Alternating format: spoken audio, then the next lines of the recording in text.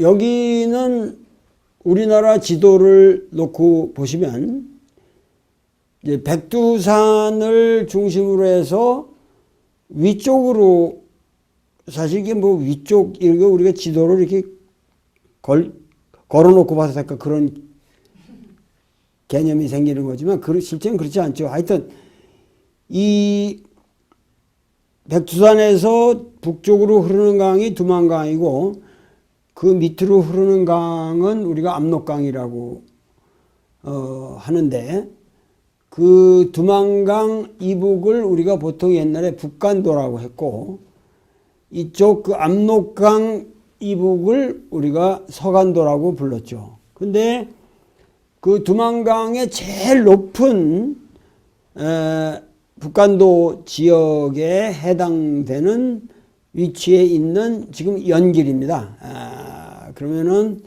우리나라 지도상으로 볼 때에 최고의 지금 높은 고도에 제가 지금 앉아 있는 것이죠.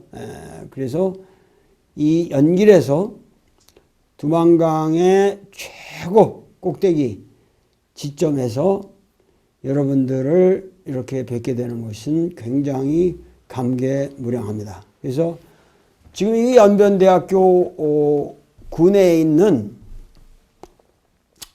제 연구실인데, 여기서 여러분들 제가 제 그 사적인 연구실에서 이렇게 칠판 없이 강의를 하도록 하겠습니다. 하여튼 후즈닷컴에 항상 들어오셔서 끊임없이 공부를 하시는 여러분들, 그리고 맹자 강의가 끝나는데 상당히 많은 분들이 거기에 토를 달기를, 죽을 때까지 이 강의를 듣고 싶다, 이렇게까지 말씀해 주시는 여러분들의 그 성의에 우리는 보답하려고 될 수 있는 대로 이 강의가 끊기지 않도록 하기 위해서 후즈닷컴에서도 고생해서 여기까지 왔고, 지금 제가 연길해서 여러분들에게 강의를 하고 있는 것입니다. 근데 오늘 강의할 내용은 무슨 학술적인 내용이라기보다는 제 인생을 바꾼 사건, 그것은 제가 여기 와서 살게 되는 존재 이유가 여러 가지가 있겠죠. 물론 제가, 근데 하여튼 어떤 이유가 있든지 간에 제 나이 정도 된 사람이 한국에서 그렇게 매일매일 스케줄이 바쁘고 안정된 생활권을 유지하는 사람이 그 보금자리를 훌쩍 떠난다는 것은 이건 엄청난 어려운 일입니다. 여기 와서 잠만 한 번 잘못 자도 감기에 걸리게 되고, 감기에 걸리게 되면은 우리나라의 가장 높은 고도에서 벌벌 떨게 되니까 이게 상당히 사람이 그 공포스러운 일인데, 자기가 살던 보금자리를 떠난다는 것은 꼭 무슨 뻐꾸기한테 밀려난 둥지에서 떨어뜨려지는 그런 느낌을 받는 건데, 제가 왜 이런 모험을 감행했는가, 여러 가지 꿈들이 있습니다. 제가 뭐 중국 대륙에 어떤 새로운 교두보를, 사상적 교두보를 마련하고 싶다든가, 그리고 제 중국어를 완전히 완벽하게 마스터하고 싶다든가, 뭐 이런 여러 가지 생각이 있었다고 하지만 그게 뭐 꿈대로 될 일도 아니고, 그런데 단지 제가 여기 온 이유를 충분히 보상하고도 남을 위대한 사건이 발생했습니다. 그것은 여기 있는 그 마정学院,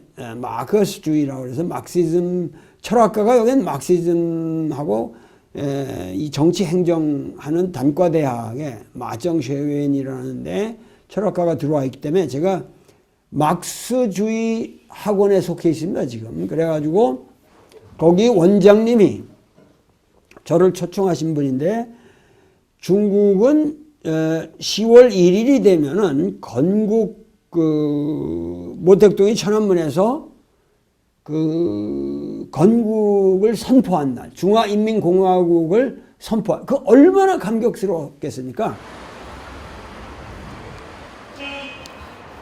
내가 항상 도서관을 늦게까지 도서관에서 공부하기 때문에 학생들과 더불어 이 밤길을 많이 걸어요. 근데 이게 밤길을 걸으면 공기가 이렇게 아삭아삭, 그 꼭 백담사에서 느낀 그런 공기 맛을 여기서 느껴요. 근데 여기 보면은 중화인민공화국 성립 65주년을 열렬히 경축합니다. 올해가 모택동이 천안문에서 중화인민공화국을 선포한 지 55주년. 그래서 10월 1일 날 아침에 큰 사이렌이 울리고 여기서 대포가 쏘고 있다고.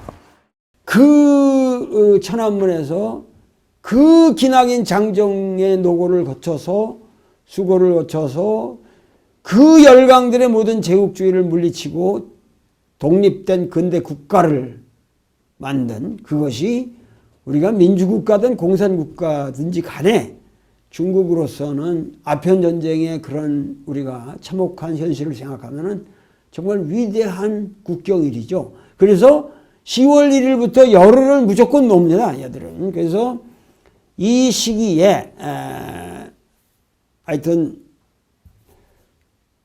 선생님을 모시고 집안을 가고 싶다. 그래서 저는 집안 같은 데를 간다는 것을 굉장히 그 상상을 못했어요. 왜냐면 뭐 동북공정이니 뭐 이래가지고 그쪽은 뭐 상당히 살벌하다, 다닐 수가 없다, 그리고 모든 것이 폐쇄되어 있다, 뭐 이렇게만 생각을 했는데, 중국은 현실적으로 뭐 저는 물론 여기 있는 학자들하고 같이 갔으니까 좀 안정된 스케줄을 짤 수 있었지만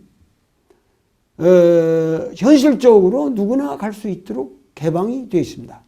뭐 절에서 특별히 간 것이 아니고, 제가 지금부터 소개하는 집안 여행을 통해서 저만 볼 것이 아니라 이 프로를 보신 분들은 앞으로 될 수 있는 대로 집안 여행을 한번 기획을 해보시기를 권유합니다.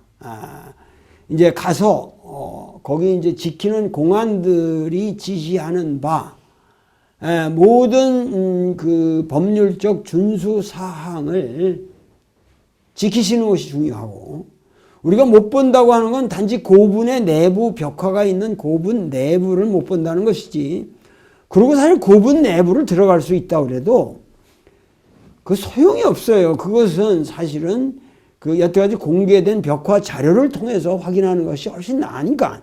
그러나 실제로 그 고분이 있는 분위기를 가서 우리가 본다고 하는 것은 엄청난 감동이죠. 자, 이제 이런 문제를 여러분들과 얘기하기 전에, 여러분들이 나하고 같이 집안을 떠나기 전에 우리가 해결해야 할 몇 가지 문제가 있습니다.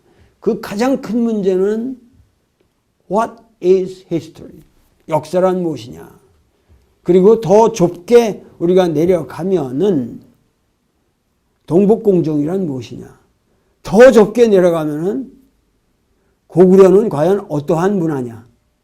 자, 이런 하나의 문제들을 우리가 해결하지 않으면 여러분들의 여행은 불유쾌할 수도 있고 의미 없는 여행일 수도 있습니다. 우리가 지금 고분을 가서 본다고 하면서 고분을 가서 그 유적만을 들여다본다는 게 사실 얼마나 의미 없는 일인가. 여러분들이 그 고분의 앞에 서서 고분을 쳐다보면 다 똑같습니다. 근데 그 고분을 볼 것이 아니라 주변의 산세를 돌아보시고, 그리고 여기 어떤 사람들이 살았을까? 그리고 이러한 고분은 왜 생겼을까? 이 주변의 성터는 어디에 있는가? 그 성터는 어떤 방식으로 지어졌는가?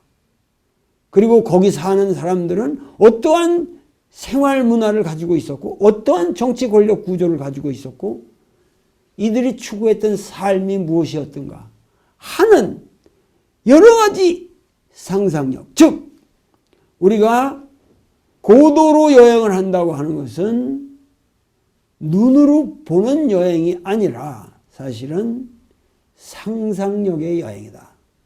그래서 특히 고구려 유적의 여행은 일종의 이미지네이션의 여행이다. 자, 이러한 문제의식을 가지고 우선 도대체 동북공정이 뭐냐? 그거는 쉽게 얘기하면 고구려가 지금 현재 중국의 국경 내에 있습니다.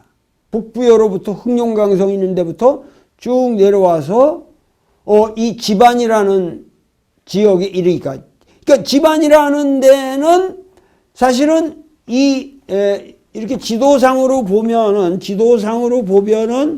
여기 백두산이 있고 여기에 임강이라는 데가 있고 쭉 내려가면 이 지반이랑은 이쪽에 있는 거거든요. 그러니까 여기 백두산에서 한참 내려온 곳이죠. 그리고 여기가 이제 압록강 입구가 되니까, 하구가 되니까 거기 이제 대련이니 뭐 여러분들이 아시는 신의주가 있고 거기 또 우리 유명한 위화도가 강 한가운데 있고 이렇지 않습니까? 그러니까 이 지반이라는 곳이 소위 그 고구려의 고도라고 하는 곳이고, 고구려가 거기서 최소한 400년 정도의 도읍을 했다는 곳이죠.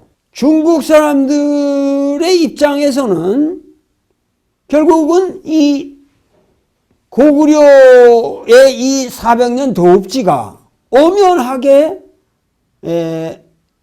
중국 영토 내에 있습니다.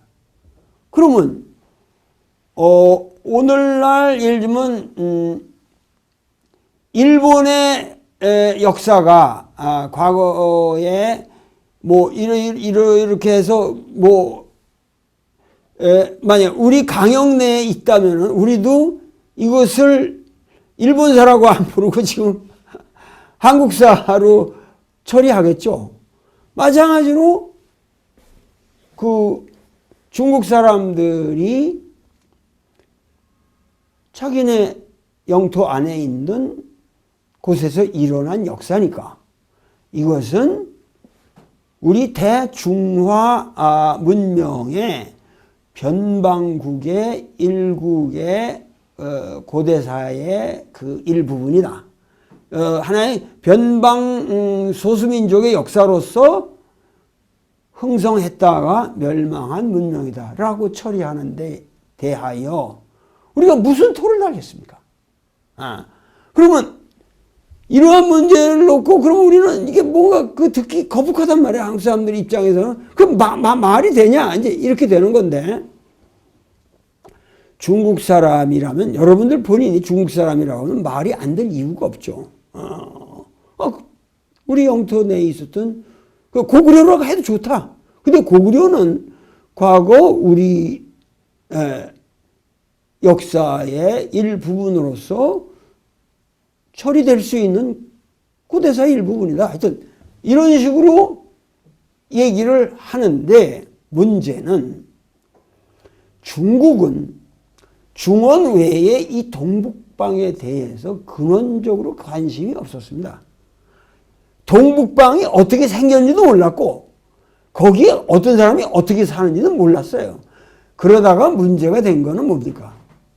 거기서 여진족이 청나라를 세워서 중원을 먹었기 때문에 그때부터 이 동북이라는 지역이 중국 역사의 일부로 들어온 겁니다. 그러니까 고구려를 우리 역사의 일부분이다라고 말할 건덕지도 없고 관심도 없었어요, 본인들이. 그러나 왜 이런 문제가 생기게 되었느냐? 1992년 이전에 동북공정이란 말은 존재하지 않았습니다. 그럼 이게 1992년이 뭡니까? 1992년은 우리가 대륙과 우리가 대만을 굉장히 섭섭하게 만들고 일시에 내쫓고 중국과 수교를 한 해예요. 그러면 1992년에 더워서 좀 보겠습니다. 1992년에 수교를 하고 나서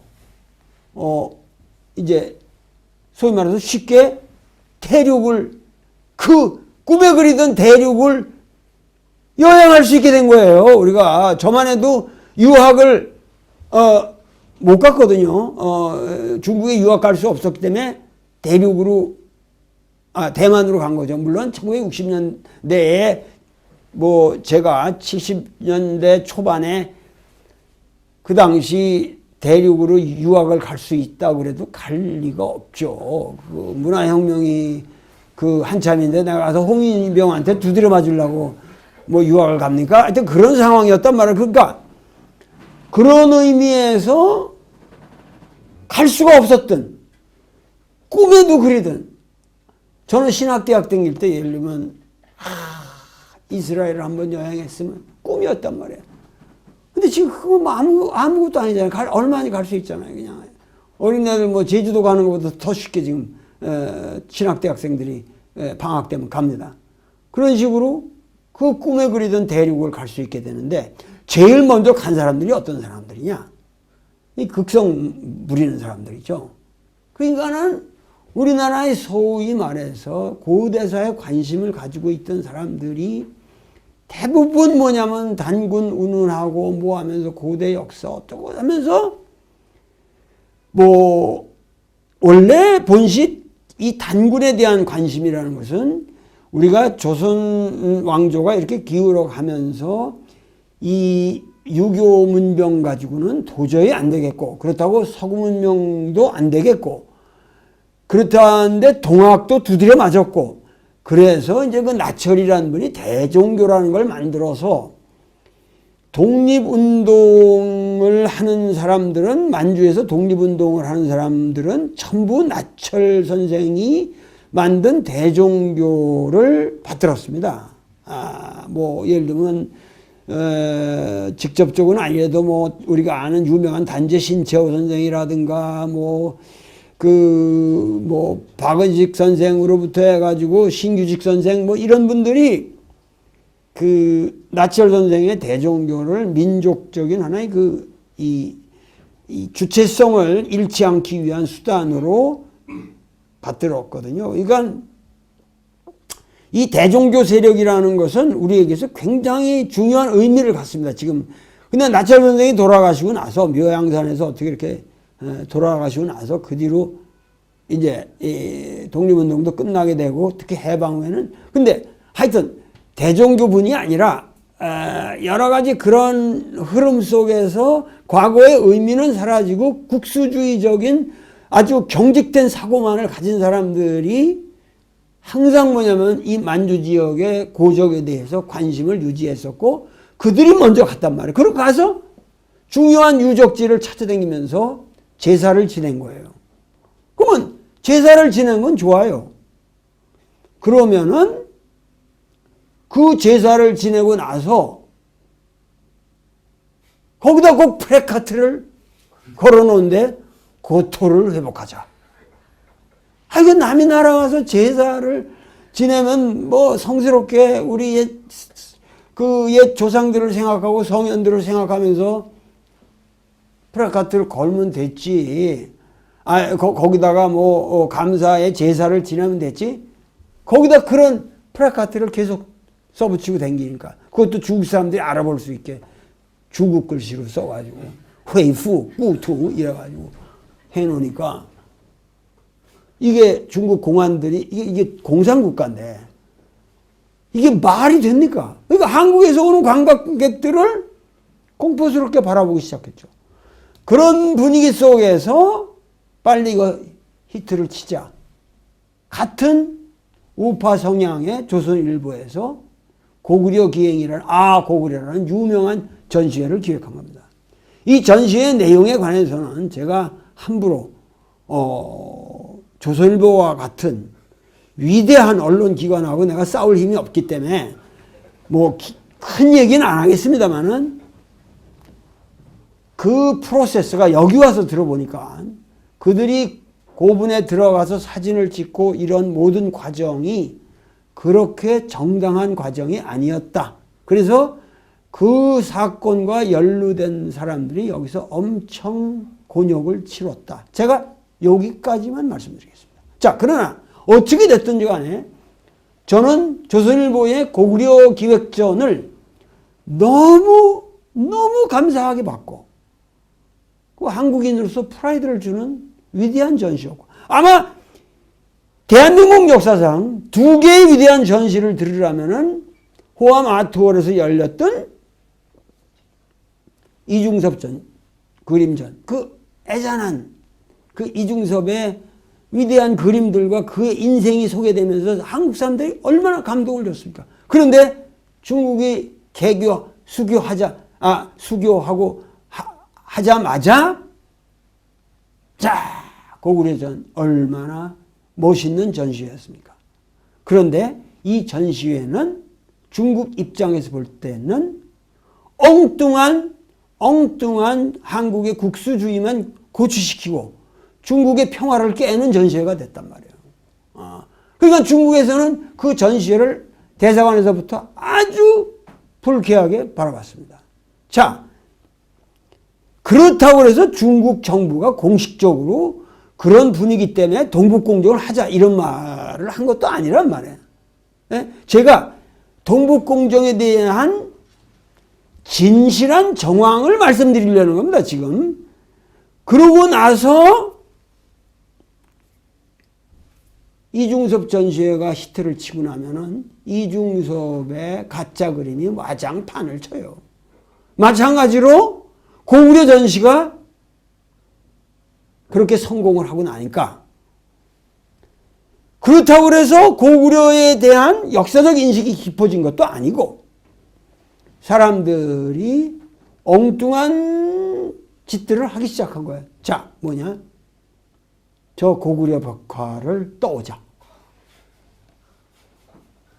우리가 지금 모르는 사건인데, 여기 아마 우리 후즈닷컴을 보시는 양심적이고 건강한 우리 한국의 시민들은 이러한 문제에 대해서 별로 잘 모르실 겁니다. 그런데 모 X가, 어떤 한국의 모 X가 여기 연변에 사는 사람들을 사주해가지고 그 고분의 위대한 고분의 1500년을 버티어온 그 고분 벽화를 떼오면 우리가 돈을 주겠다. 본인은 완전히 숨기고 그러면서 주면은 뭐 한 1억 가까이 주겠다. 그 당시 돈으로 뭐 엄청난 돈을 준 거죠. 그러니까는 이 사람들은 그 당시로서는 만질 수 없었던 거액을 만질 수가 있었으니까 그냥 들어가서 톱으로, 전기톱이나 뭐 여러 가지 저기 가지고 그거를 잘라낸 겁니다. 벽화들을. 그래서 그 유명한 장천 1호분의 벽화가, 그리고 그 유명한 삼실총. 하여튼 여기 전문가에 의하면 상당히 중요한 국가급 보물 무덤이 3기가 1997년부터 한 2000년까지 걸쳐서 수차례, 5차례 이상 계속 도굴이 된 겁니다.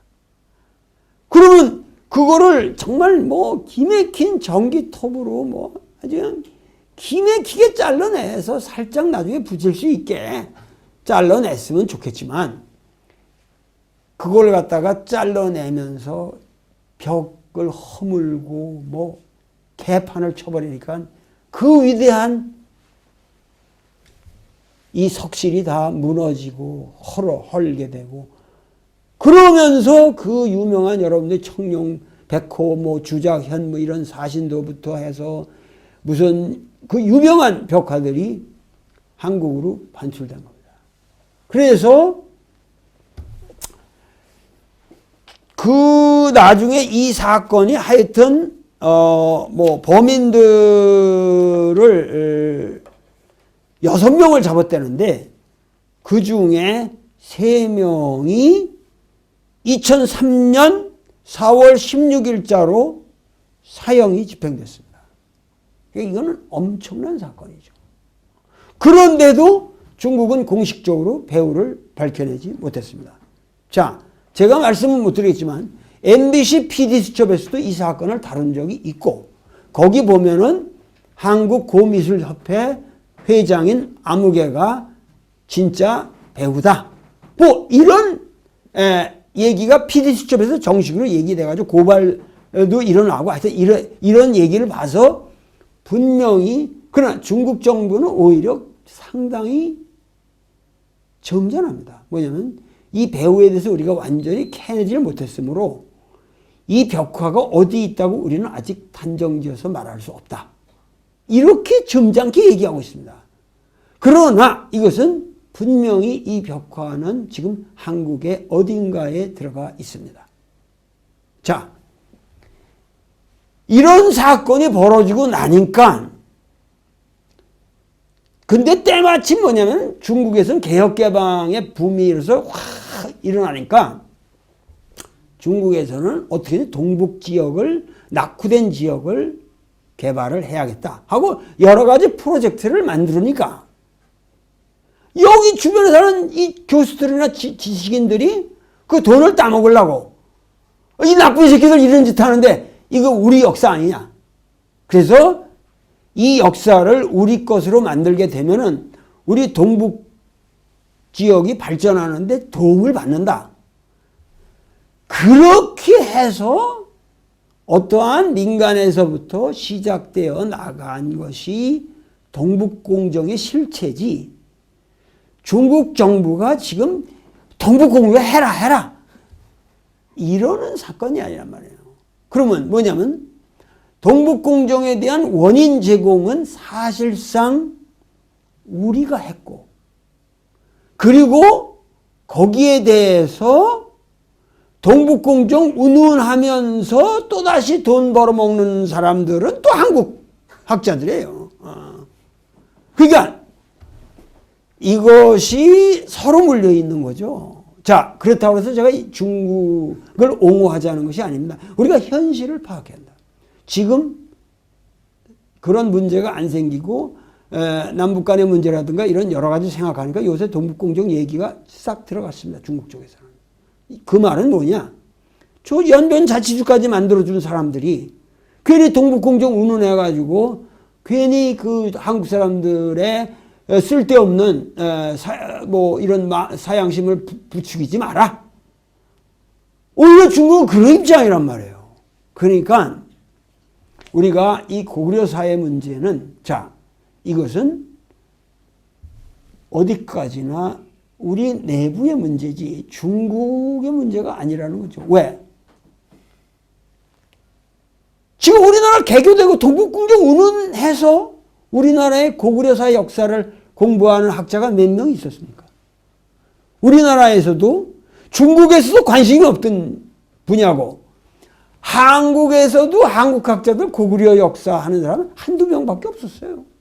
최근에 이제 뭐 무슨 연구소 고구려 이게 고대사에 대한 이런 지원금이 생기고 이러니까 요새 생겨나는 거죠.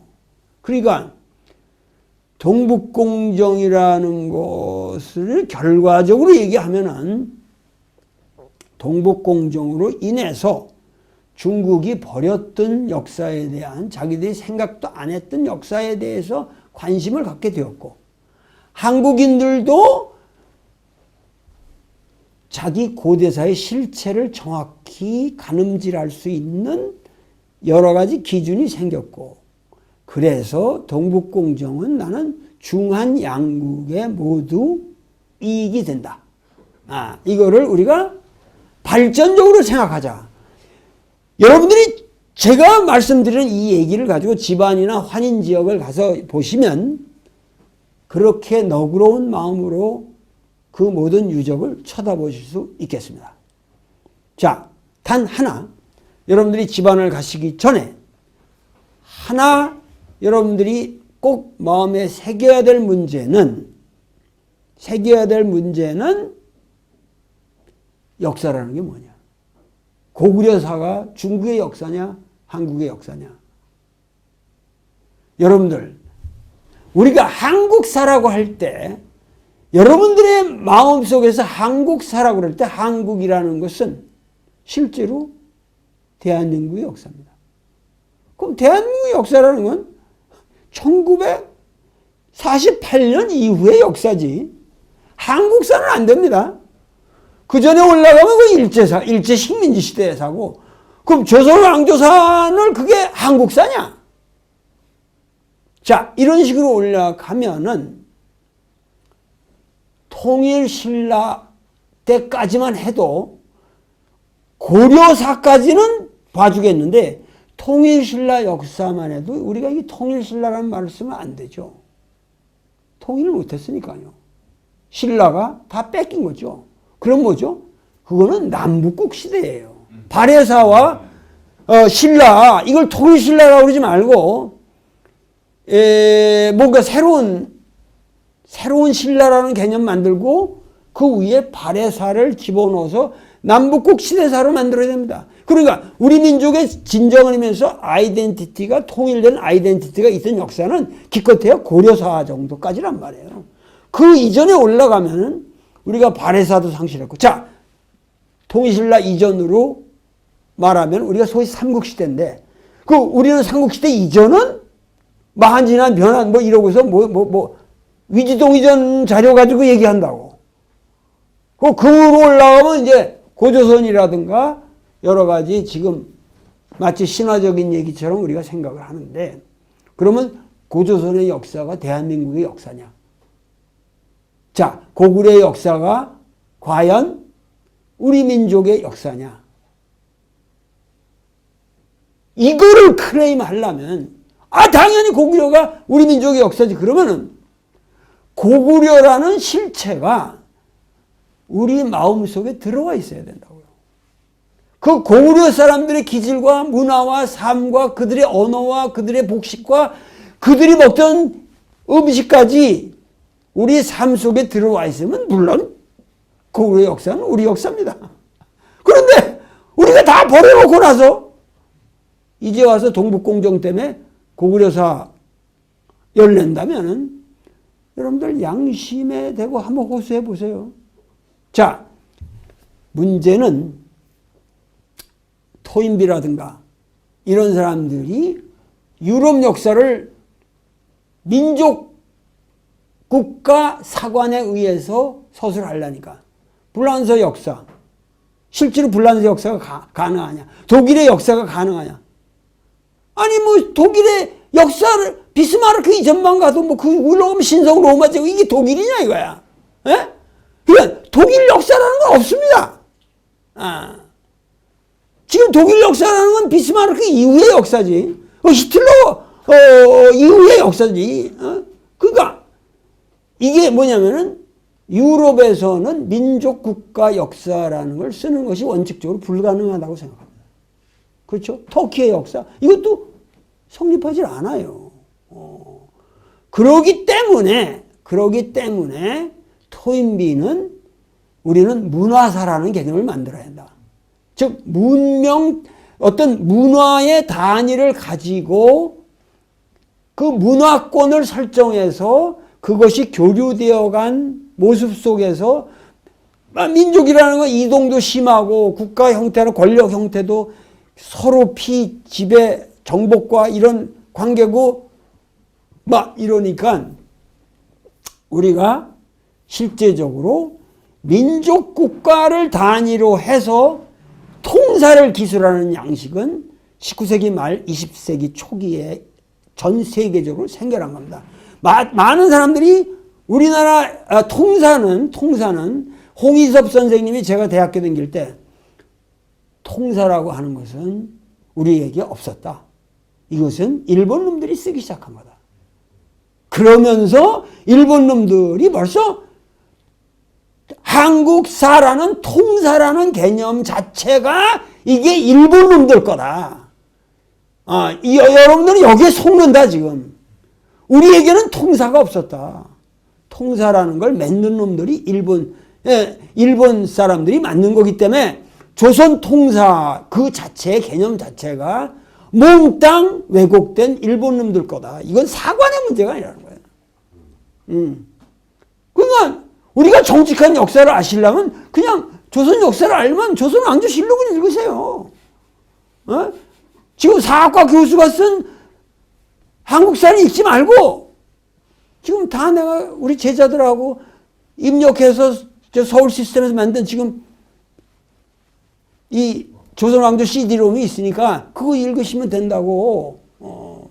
그러니까 우리가 뭐냐면은 이런 문제를 우리가 상당히 심도 있게 생각을 해야 한다는 거죠. 그래서 조선의 역사는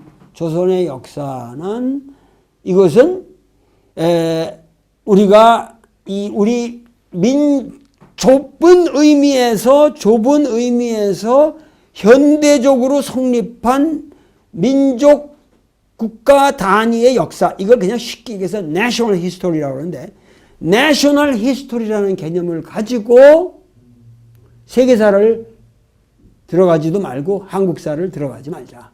그러면 특히 한국인은 불란서 역사나 독일 역사에 비해서는 우리는 아이덴티티, 한 조선인이라고 하는 아이덴티티가 상당히 길게 유지된 특이한 상황에 속합니다. 그래서 많은 사람들이 이런 문제를 정직하게 생각을 안 하거든요.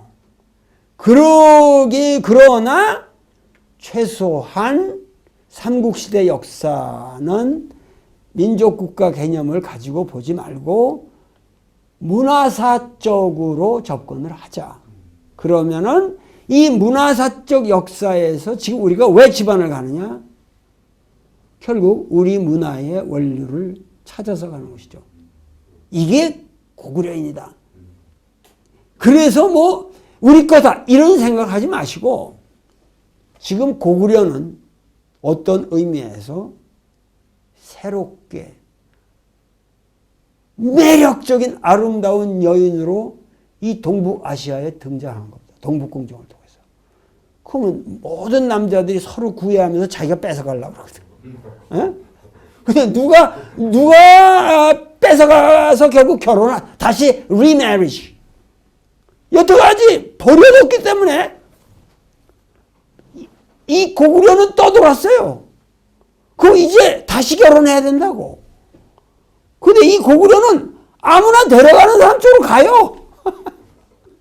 아무나 데려가는 쪽 가거든요. 자기 대접해주는 사람한테 가죠. 그러면 우리가 이제 고구려와 재결합, 이걸 시도하려면 뭐냐? 한국인들이 지방을 많이 가야 되고, 그리고 많은 우리 후손들이 고구려인의 숨결을 자기의 숨결로 느낄 줄 알아야 되고, 그러면서 과연 우리가 찾으려고 했던 우리 문화의 원류가 무엇인가를 경주에서만 느낄 것이 아니라, 부여에서만 느낄 것이 아니라 집안에서 느껴봐야겠다.